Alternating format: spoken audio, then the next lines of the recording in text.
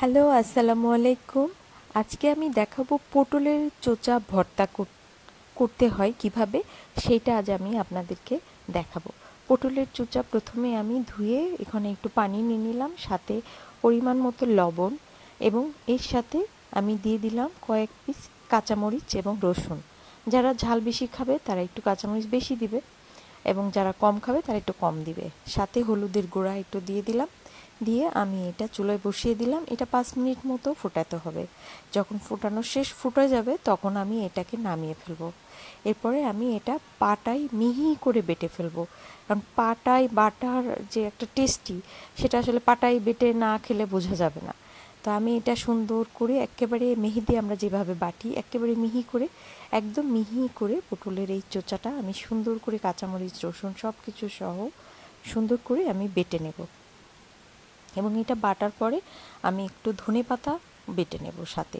ধনেপাতাটা দিলে এটার ফ্লেভারটাও সুন্দর লাগে, টেস্ট তো আসলে খুবই সুন্দর হয় ধনেপাতা দিলে। এরপরে আমি ধনেপাতা পটল ভর্তার উপরে রেখে দেব। এখন আমি এইটাকে তেলের উপরে পেঁয়াজ ভেজে ওইটার সঙ্গে আমি মিক্সড করব।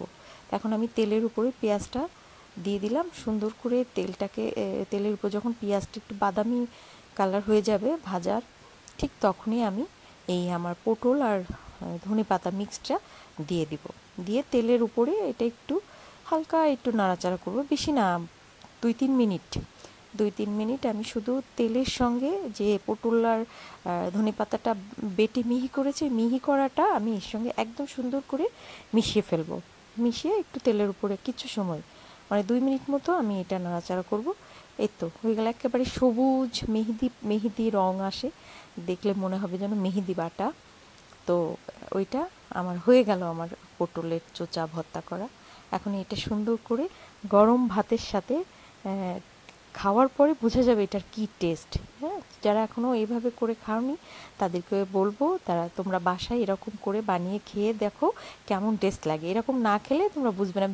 সবাইকে ধন্যবাদ আমার এই রেসিপিটা দেখার জন্য, এবং যাদের ভালো লেগেছে তারা অবশ্যই আমাকে একটু ছোট্ট করে কমেন্টস করবেন। সে পর্যন্ত সবাইকে আল্লাহ হাফেজ।